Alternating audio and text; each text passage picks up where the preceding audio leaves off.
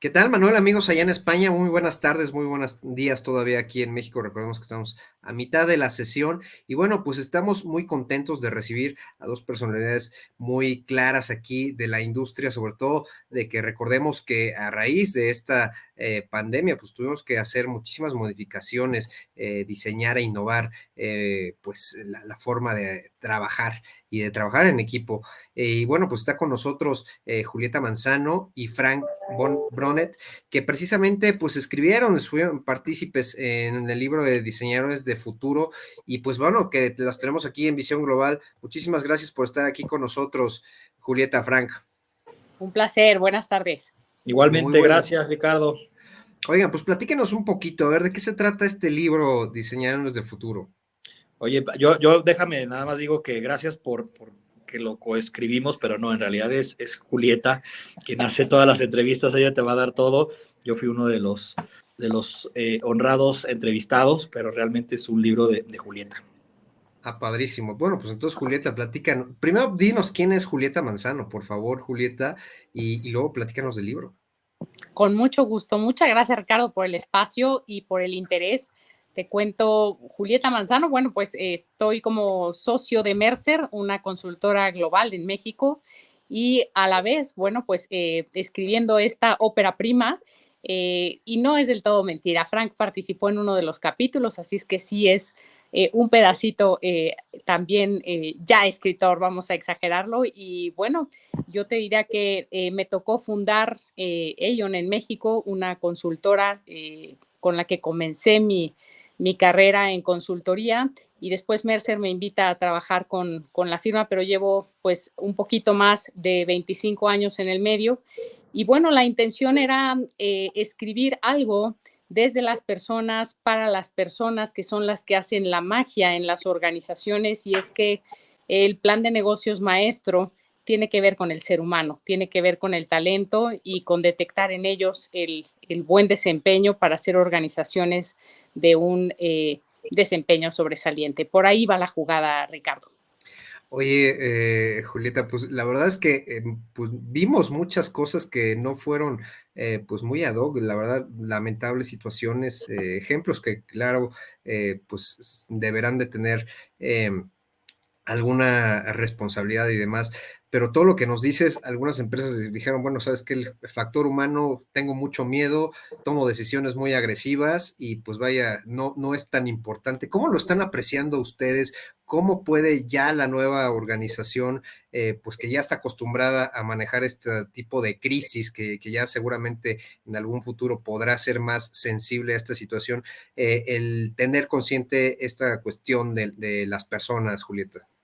Con mucho gusto. Mira, primero tengo que decir que Denred vio esto antes y por eso se animó a invertir y a entrarle a este tipo de iniciativas, porque justo lo que dices, recibían muchas preguntas, igual que yo, de clientes, prospectos y amigos, de qué hacemos. O sea, no hay mapa, no hay brújula. Nos quitaron los 7-Eleven donde sabíamos que dábamos vuelta, caray. O sea, realmente nos quitaron todas las referencias y no sabíamos ni dónde estábamos ni para dónde jalar. Entonces, agradezco a Edenred el interés por las personas y entonces pues unimos fuerzas para justo esto, enfrentar, Ricardo, la cara del líder con miedo. Y ya no nada más era la cara, sino el alma. Estaban con la angustia de sobrevivir. Había una angustia por darle viabilidad al negocio, por sobrevivir con nuevas reglas, por cuidar el oxígeno de la organización, que es el cash flow, y ponerlo en donde más luciera y donde más aportara a sobrevivir. Entonces, sí, te diría, la inquietud surgió por falta de mapa y de brújula. Tuvimos que entablar diálogos continuos. Hicimos grupos de WhatsApp y de empresarios, mucho con el doctor Paco Moreno, que está en el libro, que nos daba la versión un poquito más cotidiana de la pandemia, nos daba numeralia y nos daba consejos como organizaciones, pero también como organizaciones necesitábamos ir regulando el nuevo tablero, ¿no? Entonces, sin duda, el rostro del miedo nos activó.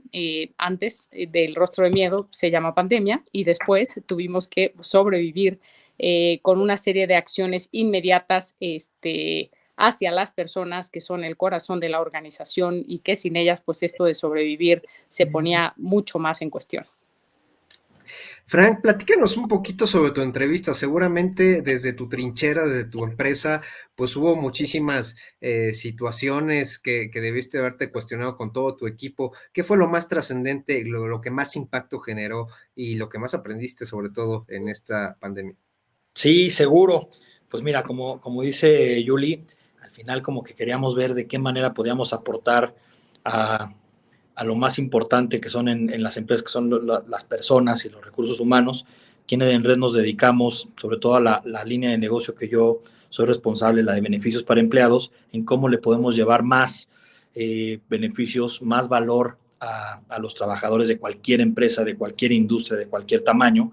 Entonces, realmente lo que nos llevó es que en esta pandemia, pues primero nos pusimos a escuchar a nuestros clientes. Tenemos más de 3,5 millones de usuarios que son clientes nuestros, los colaboradores. Entonces queríamos entenderlos, qué hacían, qué querían, para dónde iban. Y con esa información, pues voltearnos con nuestros clientes, que son las empresas, decirles, oye, pues mira, estamos viendo que los colaboradores están buscando por aquí, por allá, estamos haciendo estas innovaciones. Y justo de eso hablamos en el libro, de todas estas innovaciones que estamos haciendo en Edenred, en el tema de algo muy sencillo que empezó como un pedacito de papel y que hoy ya está evolucionando a medios de pago digitales y demás, pero que te permiten ampliar la oferta de valor de la compensación de cualquier empresa. Entonces, justo hablamos de eso, de cómo conocer a los clientes, de hacer esas personalizaciones, pero de una manera sencilla, de ver hacia dónde quiere las nuevas generaciones que están entrando al mundo laboral, utilizar estos beneficios, temas de e-commerce, temas de wellness, temas que tienen que ver mucho con este tema. Y así es como hemos eh, hablado mucho durante el libro de toda esta data que existe al tener tantos usuarios y cómo esa data nos puede ayudar a una empresa como nosotros en red o también a las propias empresas de hacia dónde se quieren mover, porque al final todos estamos padeciendo de retención de talento, todos estamos padeciendo de atracción de talento y cómo estas tendencias pueden ayudar a las empresas también a tomar decisiones. Y de eso hablamos también en el libro. Julieta, ¿qué fue lo más trascendente? Seguramente vamos a decir que todo, pero para ti, compártenos cuáles son las experiencias sobre este libro y bueno, ¿qué deja de trascendente precisamente para todo lo general aquí en México? Buenísimo, con gusto, Ricardo. Yo creo que sí hay que entregar un poco de conclusiones a quien nos escucha y te diría, mira, lo primero es aceptar con humildad que la revolución digital no es futuro, está en la cara, o sea, nos dio con todo. Una vez que asumimos esa realidad, hay que darnos cuenta que estamos viviendo y trabajando en una mezcla, Ricardo, del metaverso público, el metaverso privado y la realidad que podemos tocar. Entonces tú vives, trabajas y te entretienes en esta trenza de los tres mundos y ya no sabes si estás en el real, en el metaverso, si estás viendo música en el metaverso público o en uno privado, si vas con tu foto o vas con un avatar. Se nos trenzan las realidades y nos dimos cuenta que había que trabajar distinto, mucho más ágiles, con más velocidad, muy flexibles. Teníamos que ser pues pioneros y sembradores de un concepto que se llama la libertad responsable. Necesitamos nuevas habilidades y necesitamos enfrentarnos a un mundo que trenza, como te decía, realidades que nos implican nuevos esfuerzos, nuevas formas. Y aparecen nuevas formas de contrato, nuevos colores de trabajo, hay mini empleos, el mini job aparece esta semana reducida, el del que quiere trabajar 4 días y no 5, aunque gane un poquito menos, el que está buscando compartir el puesto con otra persona y se llama jornada compartida y entonces entre una servidora y una amiga, las dos mamás, pues cada una trabaja 4 horas y sacamos el trabajo de un puesto. Empezaron a surgir una serie de colores de contrato que empezaron a hacer real esta libertad responsable, esta flexibilidad necesaria. Y quiero también decirte que llegué a las conclusiones importantes como hacen falta líderes. A veces a los jefes no les alcanza para llamarse líderes, necesitamos liderazgos reales. Llegué a otras conclusiones importantes como la macrodata fundamental como el carbón de aquella revolución industrial, la macrodata es el carbón de la nueva revolución industrial. Necesitamos del Big Data y por eso la alianza con Edenred me sonó sustantiva para hablar de conclusiones de data que nos lleve a información y luego a estrategia. Es muy importante que la data viaje hacia la información y luego a la estrategia y que tengamos disponibilidad de ella en esta era en la que todo se entreteje de esa manera. Otra de las grandes conclusiones que te comentaría tiene mucho que ver con esta humanidad aumentada, Ricardo. Me preguntan muchísimo si ya ahora sí el robot, el algoritmo va a desplazar al ser humano y la respuesta contundente es que no.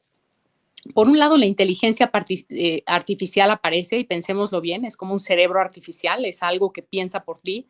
Inteligencia artificial, sumada a la inteligencia humana, nos va a dar una inteligencia híbrida que no es más que el humano aumentado con tecnología en la mano, que le va a permitir alcanzar mucho más en términos de productividad, de no error, de no merma, también de producir mucho más en todos los sentidos, en los terrenos en donde se mueve. Y sin duda, yo te diría que otro de los temas es otra vez estas habilidades nuevas que necesitamos desarrollar para desaprender y reaprender e insertarnos en estas nuevas velocidades, en este concepto de humanidad aumentada. ¿Y quién dijo, Ricardo, que a lo mejor pronto no tenemos que trabajar 8 o 12 horas diario, que debería ser el fin de este aumento en la potencia del humano, ¿no? Julieta, la verdad es que me motiva mucho este libro, la verdad es que me estoy impaciente en leerlo. Eso, Ricardo. Porque, ¿sabes qué? Les quiero preguntar, bueno, y quiero empezar precisamente con Frank, quiero preguntarle a Frank desde su trinchera, obviamente como empresario, y luego ya vamos contigo, mi querida Julieta. ¿Cómo estás acogiendo tú todas estas experiencias del libro en tu empresa, Frank? Mira, absolutamente, desde sacar productos nuevos que ayuden a hacer todo esto que está comentando Yuli, ¿no? Es una realidad que el trabajo híbrido, que esto que mencionaba, que va a haber gente que trabaje de una manera u otra, pues ya la propia regulación está marcando que hay que pagar parte proporcional de eso y estamos sacando productos como el de teletrabajo que estamos haciéndolo. Eso del lado de clientes y usuarios, pero internamente también estamos haciendo un montón de situaciones. La verdad es que este regreso no está pasando desapercibido. Hay mucha gente que está encantada de regresar a la compañía, pero hay muchas otras que no. Hay equipos tal vez de tecnología que prefieren seguir trabajando desde sus casas con sus 18 pantallas y sus sillas de gamers. Entonces hay que también ser flexibles, mucho más flexibles. Hablaba Julie el tema de la confianza. Creo que esta pandemia sí nos ayudó a tener mucha más confianza en nuestros colaboradores. Es una realidad que el mundo sigue, es una realidad que el mundo en la pandemia, todos encerrados, avanzó de muy buena manera. Fuimos muy productivos y eso tiene que continuar con esta libertad y esta, pues sí, confianza que se le va teniendo a todos los colaboradores, ¿no? Entonces, sinceramente estamos aprendiendo mucho de este libro y ahora toca llevarlo no a una idea, sino a una acción. Y eso precisamente va con la siguiente pregunta, mi querida Julieta. ¿Cómo percibes al empresariado aquí en México el acoger precisamente todas estas pues nuevas modalidades de trabajo? Porque la verdad es que es muy fácil, la verdad es que yo creo que con organización, con diálogo, con coordinación podríamos llegar mucho, pero la realidad, ¿cuál es, Julieta? ¿Qué nos falta? Mira, Ricardo, sí, está complicado. Vengo llegando en este momento de una reunión con el fabricante de, vamos a llamarlo, tanques para la azotea que contienen agua, el más grande que conocemos, y platicamos toda la mañana sobre este temor que continúa, el no ir con brújula y no tener parámetro previo o historia, Ricardo, mueve mucho a los líderes. Están acostumbrados a tener un mapa y alguna referencia, no la hay. Entonces, están regresando a las oficinas y los que tuvieron la oportunidad de salir, porque esa no es la realidad de la mayoría, si hablamos de volumen, estuvo al pie del cañón. Son los operarios, es la gente que siguió produciendo el cloro, lo que te comías, todo lo que usabas, pues siguió operando y siguió girando. Entonces, primero yo te diría que el aprendizaje hay dos mundos, el mundo del operario, del que tiene que ir a trabajar y que fue y que es un superhéroe porque nunca paró y que además vienen quemados y cansados. Y el mundo de los privilegiados del home office. Pero en ambos casos, como no hay antecedente, mucho de la conversa, como ejemplo la de hoy, era dónde van las reglas, qué tanto puedo poner reglas, estoy rompiendo la flexibilidad, la gente siente que pierde porque estaba en su casa los 5 días y ahora les estoy pidiendo que vayan 3 por 2 o 2 por 3. Esto significa, pues asistes 3 días a la oficina, 2 desde tu casa o viceversa. Eso es para los de oficina. Y en ese sentido tenemos que ser muy cautos, pero también establecer políticas, nueva cultura. Recordemos que la cultura es el conjunto de hábitos y costumbres compartidos por un grupo, no lo que dice la página de internet, no lo que dice el muro de la entrada a recepción, sino lo que se vive. Entonces, estamos creando nuevos hábitos y costumbres y en ese sentido te diría, el empresariado está muy interesado en establecer cuáles son las formas de establecer de manera rápida hábitos y costumbres que jueguen a favor del negocio, que hagan sentir al colaborador importante y que no pierde en la propuesta de valor que ya traía. Y por eso aliados como Edenred, Diagonal Frank, son fundamentales porque traen la macrodata que te dice, pues, ¿para dónde? Te fabrican el mapa, pero no el mapa para México, Ricardo, porque en México hay 1000 Méxicos. Cada empresa va a escribir su historia y su cultura. Y si estás en introducción y eres nuevo, y si eres maduro, y si vas en declive, es otro rollo. Y depende también del estadio de tu negocio, y depende también del tipo de personas o demografía, más bien las edades, las culturas, de dónde vienen. ¿Qué les raya, Ricardo? O sea, necesitamos saber que al colaborador, ¿qué le raya?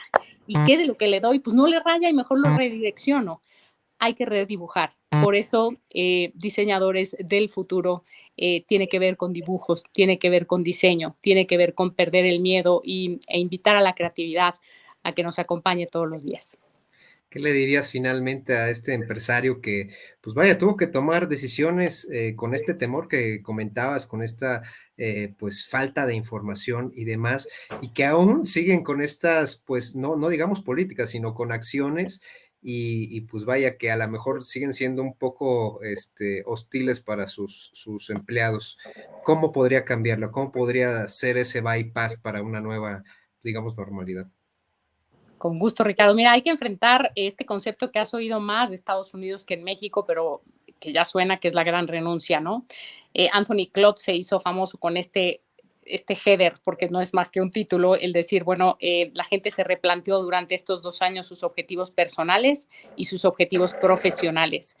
No quieren volver a ir anestesiados a trabajar, quieren disfrutarlo. No se vale vivir anestesiado y el cuestionamiento fue esto, propósito, fue objetivo, fue emoción, fue ilusión y sin duda tenemos que volver a inyectar ilusión en las organizaciones, reconocer que hay un corazón de la organización que sí nos va a reunir, pero menos que antes, dar esa libertad responsable que subrayó tanto ahora Frank y nosotros como organización fabricar líderes reales que nos urgen, se buscan líderes, Ricardo, se buscan líderes. Pues padrísimo, la verdad es que voy a ir corriendo a comprar el libro, a leerlo, porque de verdad es esta parte del liderazgo y que, bueno, pues no es el liderazgo que pensábamos, ¿no?